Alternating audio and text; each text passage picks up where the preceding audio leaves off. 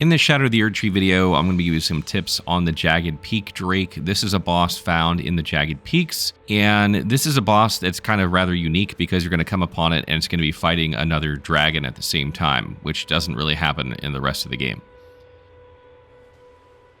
So the first tip for this fight, which might seem quite obvious, is you want to try and let the other dragon live that's fighting it. Try and ignore attacking it as much as you can.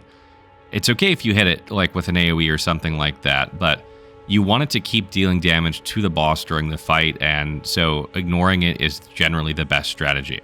The next tip is that this is a great fight to use Torrent with, because you can use him here and you can ride around and hit the legs of the Drake and then, dash away out of like the 2 attacks of the dragons and then dash back in and hit a couple times and run out.